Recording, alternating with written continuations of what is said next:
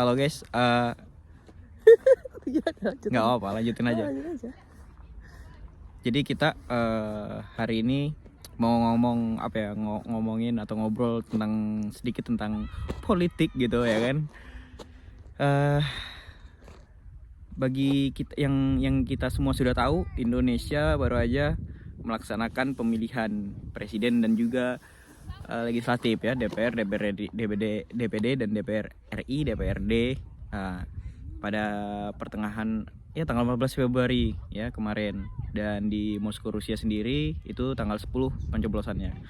Kebetulan kita tinggal di Rusia saat ini, dan 2024 itu tahun yang menarik ya.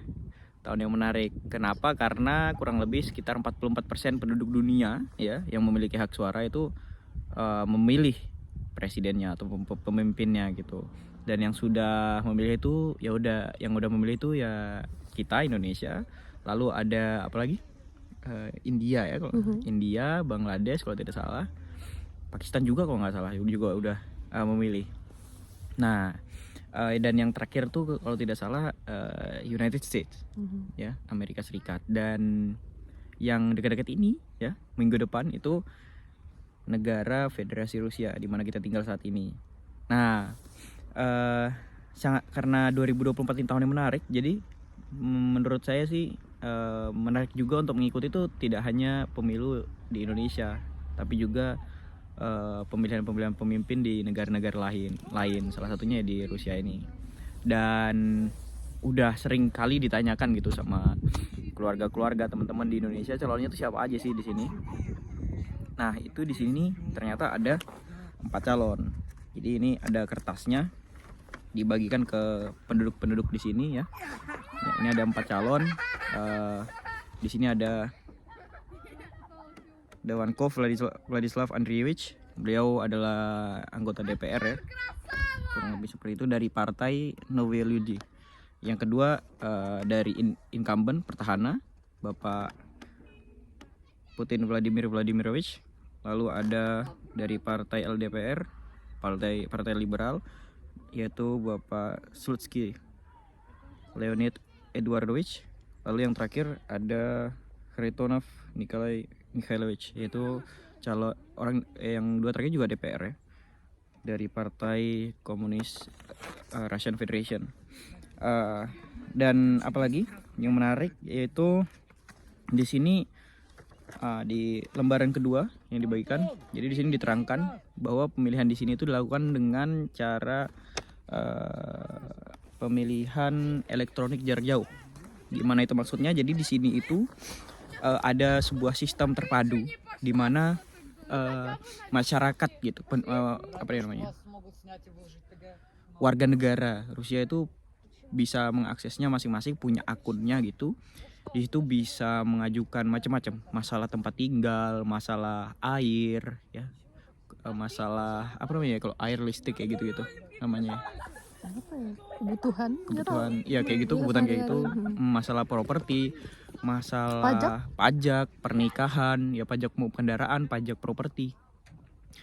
Dan juga pemilihan ini, hak suara mereka bisa diberikan diakses di satu portal. Diakses di satu portal, yaitu kalau di sini namanya Gosuslugi ya. Nah, dan pemilihannya akan dilaksanakan 15 sampai 17 Maret, mulai dari jam 8 sampai jam 8 kalau tidak salah tadi ya. Coba saya lihat. Dan sebenarnya online ini kenapa sih? Karena kan sebenarnya Rusia wilayahnya luas sekali ya. Betul. Kalau dibuat pos suara juga rasanya nggak akan efisien gitu dengan luas wilayah yang luas sekali. Bisa jadi itu salah satu alasannya. Tapi yang jelas menarik ya buat diikuti, karena selain karena banyak banget yang sudah, sedang dan akan memilih di tahun ini,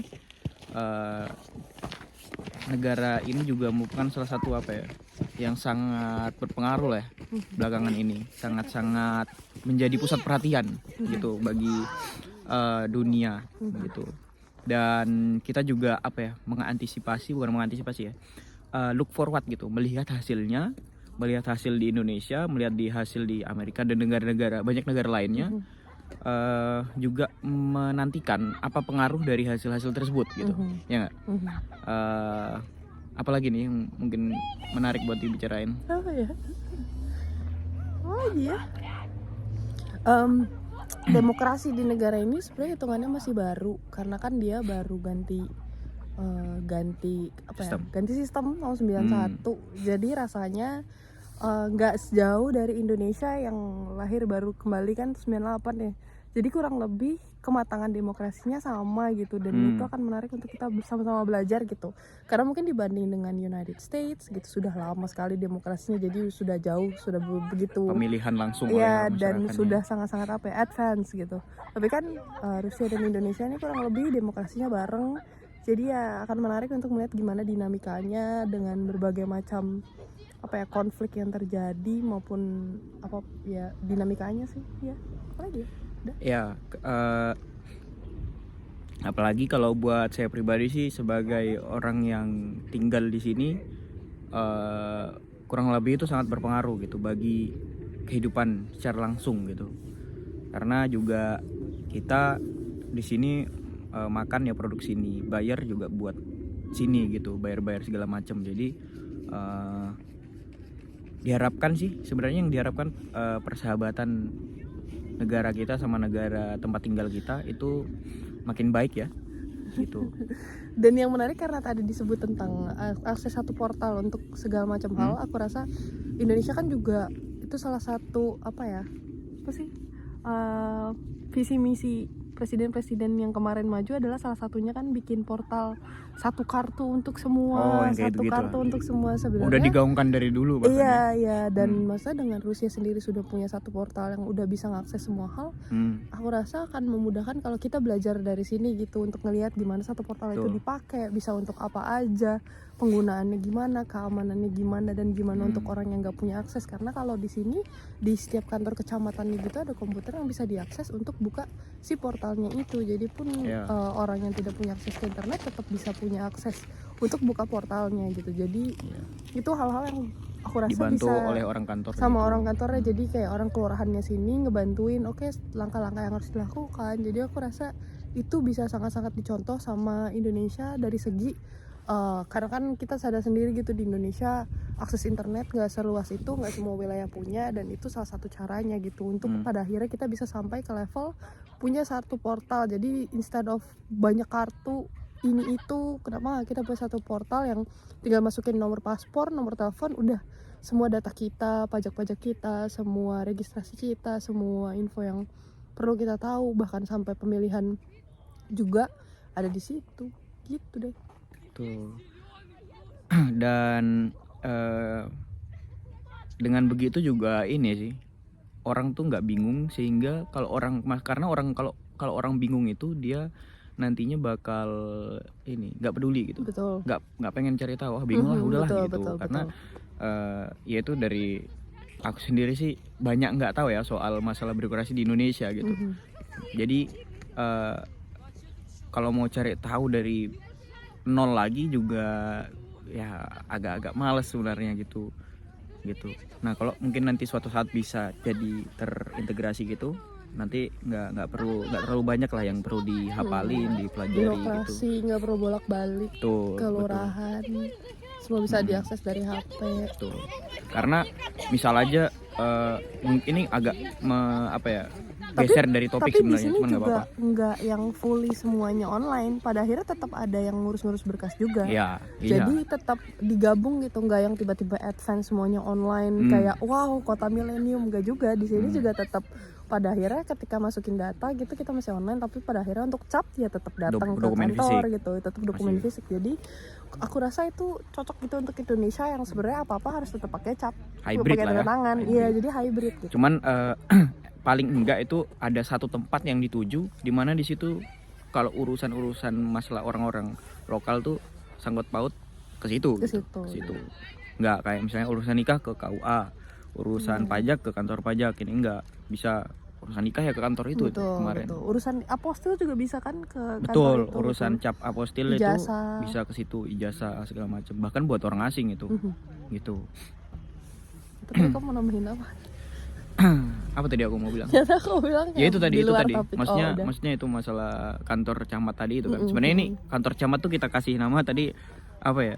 Sekedar gitu. Iya. Bukan kantor camat namanya, Nggak cuman di sini. kayak itu istilah kayak di setiap kayak hampir di setiap Setiap kecamatan ada. rayon, Bahkan ya, di sini bukan rayon kecamatan namanya. mungkin, bahkan desa, setiap desa ada. Iya, setiap desa. Atau kecamatan ya masuknya?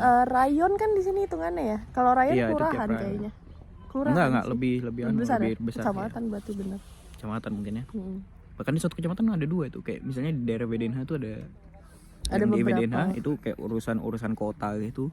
Apostil di situ biasanya. Kalau di masalah Alexeyevsky rayon tuh misalnya, itu kan deket-deket VDNH sebenarnya, tuh bahkan satu rayon mungkin. Tapi di situ Apostol nggak bisa. Gitu. Jadi kalau urusan Apostol itu biasanya di VDNH sama di mana gitu. Iya, iya, iya. Ah gitu. Tapi semuanya ada jelas di satu website, bisa dibaca semua jelas. Itu website kota. Itu untuk Moskow ya sebenarnya.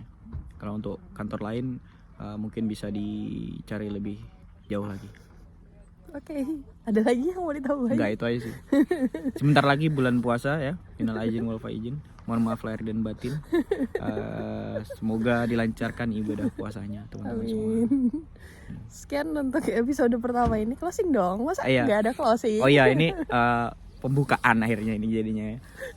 Ini kita sebenarnya pengen buat sesuatu gitu ya, yang ya project iseng-iseng gitu. Mungkin ini jadi episode pertama, nggak usah diedit-edit mungkin. Tujuannya tadi urusan politik negara sini tuh sebenarnya cuman kita pengen Kasih kita kasih informasi. informasi aja, sok-sok info lah. Cuman nggak bukan yang Bukan yang kita sebagai ahli analisis, Betul. enggak. Cuma ngasih tahu faktanya apalagi aja. dukung satu calon gitu enggak. Kita cuma kasih tahu fakta-faktanya seperti ini. Iya. Caranya begini udah gitu. Karena kebetulan udah sering ditanya calonnya berapa gitu, kurang bisa jawab sebenarnya. Iya. Barang jawab 5, 6, ternyata 4 gitu. Iya.